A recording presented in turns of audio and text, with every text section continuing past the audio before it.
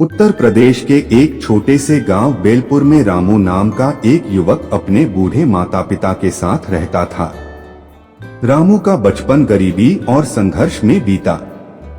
उसके पिता एक छोटे किसान थे जिनकी जमीन अब कर्ज में गिरवी पड़ी थी।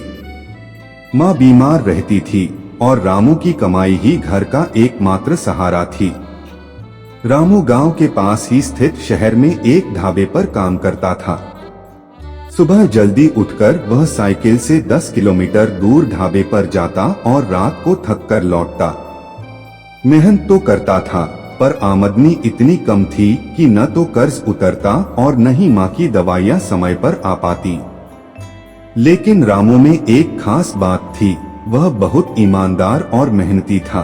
काम के दौरान उसने कभी चोरी नहीं की, कभी झूठ नहीं बोला और हर ग्राहक के साथ आदर से पेश आता। ढाबे के मालिक शिवनारायण रामू की ईमानदारी के कायल थे। एक दिन ढाबे पर एक बड़ी गाड़ी आकर रुकी।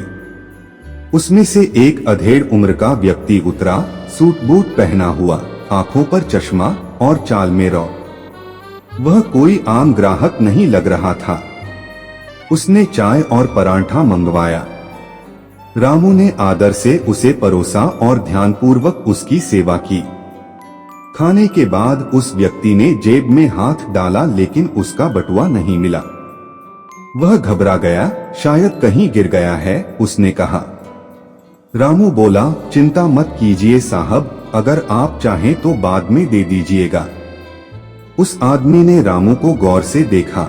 तुम मुझसे पैसे नहीं ले रहे, तुम जानते भी हो मैं कौन हूँ?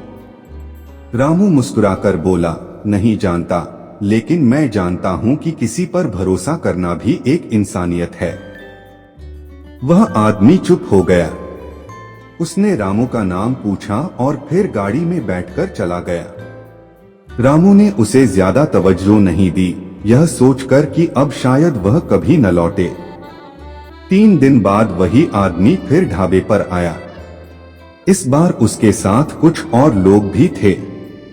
उसने रामू को बुलाया और कहा, मुझे तुम्हारी ईमानदारी बहुत पसंद आई। मैं विनोद मेहता हूँ, एक बड़ी निर्माण कंपनी का मालिक। मुझे ऐसे ही लोगों की जरूरत है। रामू हैरान हो गया। विनोद मेहता ने कहा, अगर तुम चाहो तो मेरी कंपनी में नौकरी कर सकते हो। तुम्हारे जैसे लोग कंपनी की रीढ़ होते हैं।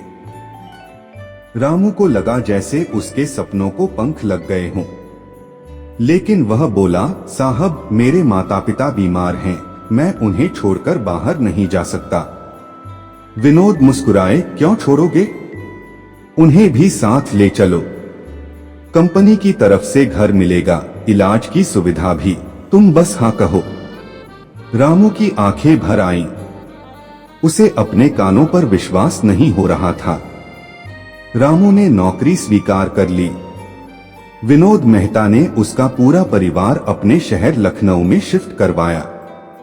वहां रामू को एक साइट सुपरवाइजर की नौकरी मिली, लेकिन विनोद जी ने स्पष्ट किया कि यह केवल शुरुआत है।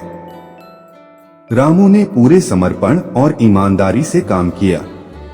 उसकी ईमानदारी, मेहनत और समझदारी के कारण कंपनी में उसका नाम तेजी से फैलने लगा। 3 साल के भीतर वह एक बड़ी परियोजना का मैनेजर बन गया। उसकी मां का इलाज अच्छे अस्पताल में हुआ और वह अब पहले से बेहतर महसूस करने लगी। पिताजी को भी अब खेत की चिंता नहीं थी। रामू ने गांव की जमीन का कर्ज चुका दिया था। एक दिन रामू को पता चला कि बेलपुर गांव के पास एक कंपनी जमीन खरीदकर फैक्ट्री लगाना चाहती है। बहुत सारे गरीब किसान अपनी जमीन बेचने को मजबूर हो रहे थे क्योंकि उन्हें असली दाम नहीं मिल रहा था। रामू को यह बात चुभ गई। उसने विनोद जी से बात की और प्रस्ताव रखा कि उनकी कंपनी वहां जमीन खरीदे, लेकिन किसानों को सही कीमत देकर। विनोद जी ने कहा, रामू तुम्हारा निर्णय मेरे लिए सबसे अहम है। अगर तुम्हें लगता है कि ऐसा करना सही है तो हम वही करेंगे। रामू गांव गया, किसानों से मिला और उन्हें समझाया। कंपनी ने किसानों को बाजार से 20% ज्यादा कीमत दी और साथ ही उनके बच्चों की शिक्षा और प्रशिक्षण की जिम्मेदारी भी ली। गांव में रामू को अब एक मसीहा माना जाने लगा। लोग कहते थे, रामू ने अपनी किस्मत ही नहीं बदली, पूरे गांव की तकदीर बदल दी। एक शाम रामू अपनी बालकनी में बैठा था। सामने सूरज ढल रहा था। उसके पिता पास बैठे थे। उन्होंने रामू की पीठ थपथपाई और कहा, बेटा, एक छोटा सा कर्म, वो भी बिना किसी स्वार्थ के, कैसे जीवन को बदल देता है, ये आज हमने देखा। रामू ने मुस्कुराकर कहा, बाबूजी, मैं तो बस वही करता हूँ जो आपने सिखाया, सच्चाई और मेहनत से कभी पीछे मत हटो। उस दिन रामू ने समझा कि किस्मत हमेशा मेहनत से नहीं बदलती, बल्कि सही समय पर किया गया एक सच्चा और नेक कर्म आपकी जिंदगी की दिशा ही बदल सकता है। इस कहानी से हमें यह सीख मिलती है कि जीवन में कितनी भी कठिनाइयां क्यों न हो, अगर हम सच्चाई, ईमानदारी और नेक कर्म करते हैं तो किस्मत खुद हमें नई राह दिखा देती है।